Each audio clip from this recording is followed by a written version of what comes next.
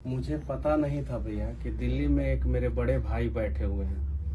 हम तो भाजपा सरकार से भी अनेकों सवाल किए हैं, बहुत सारा वीडियो बनाए हैं, सवाल किए हैं। कभी भाजपा वालों ने मेरा गर्दन दबाने का प्रयास नहीं किया।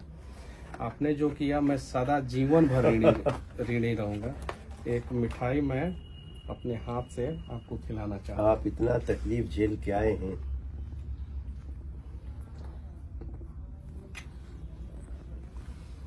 हम आपके संघर्ष को सैल्यूट करते हैं और आपकी निष्ठा को, बिहार के प्रति आपके भाव को, और हम हमेशा आपके साथ हैं। देखिए, बीजेपी कभी भी मीडिया की स्वतंत्रता, निष्पक्षता को चैलेंज नहीं करती। तो मेरा 5000 वीडियो है जिसमें 4000 बीजेपी शासित प्रदेश में घूम घूम के है।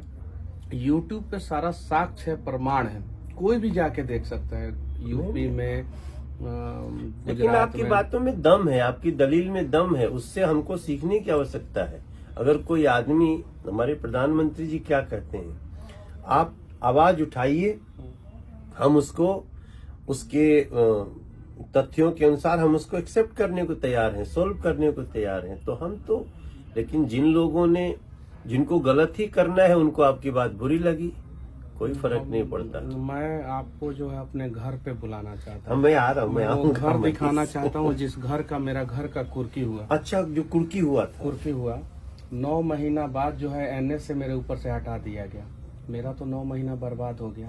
कोर्ट ने कह दिया कि नहीं, एनएस से इनके ऊपर जो है गलत तरीके से लगाया गया। अगर एनएस से नहीं लगा होता तो मेरा 9 महीना बचता। मेरा इज्जत जो है उसका मतलब कि ये किया गया। जिस घर को मेरे दादाजी ने बनवाया था, जो चीन के युद्ध में लड़े हैं, मैं वो जमीन दिखाऊंगा जो भारत सरकार ने चीन के युद्ध में लड़ने के दौरान मेरे दादाजी को 4 बीघा जमीन दिया था। अच्छा, वो जमीन भी दिखाऊंगा। मेरे घर से वो जमीन 3 किलोमीटर की दूरी पे है और वो पूरा मेरा पूरा क्षेत्र जानता है कि रामसागर तिवारी को जो है ये जमीन जो है भारत सरकार 4 बीघा चीन के युद्ध में लड़ने के दौरान दिया था। पूरा क्षेत्र जानता है। दादाजी का नाम था? हाँ, रामसागर तिवारी मेरे दादाजी का नाम अच्छा। था। और उनके द्वारा बनाया हुआ घर का कुर्की हुआ। अगर मैं बनाया होता या मेरे पिताजी बनाए होते उस घर का कुर्की होता। उसकी भी कुर्की हुई? उनके द्वारा बनाया हुआ घर का कुर्की हुआ। कुर्की में जो है मेरा चापाकल उखाड़ा गया, परेशान किया गया। अपराधी का कुर्की होता नहीं है, एक पत्रकार के घर का कुर्की इन लोगों ने कराया। बताइए, अब ये तो आग है हम दिल लोगों में। का मन यहाँ से भी, हम यहाँ इतना दूर से सुनते थे ना, तो हम तकलीफ में आते थे। हम तो गए आपसे मिलने, जेल में मिलने नहीं दिया गया। कोई नहीं, अब मनीष बाबू आप आगे बढ़िए।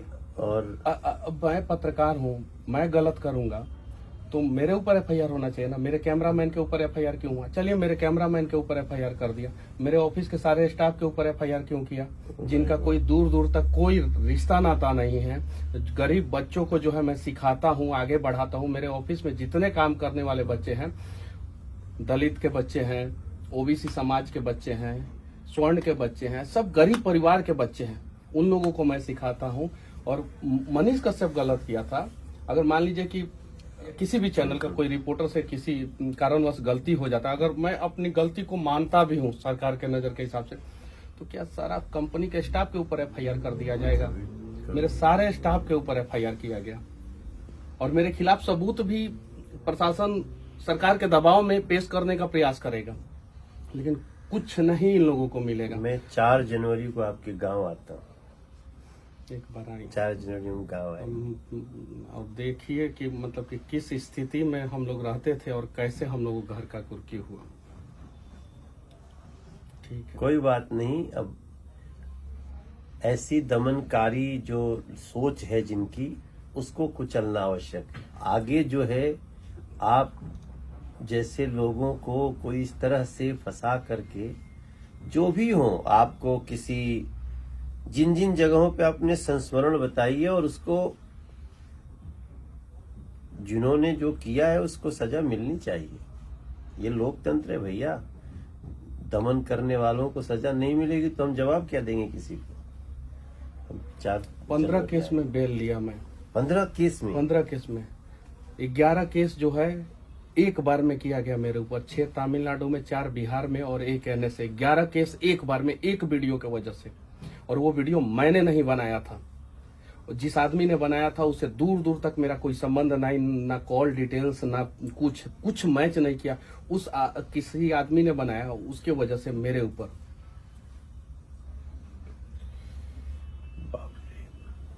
नहीं, हम लोग तो, मैं तो थोड़ा सा जब घटनाएं घटनी तो मैं सोशल मीडिया भी खंगालता था। देश का युवा, ऐसे सब सच्चे लोग आपके साथ हैं, साथ थे, साथ हैं और साथ रहेंगे।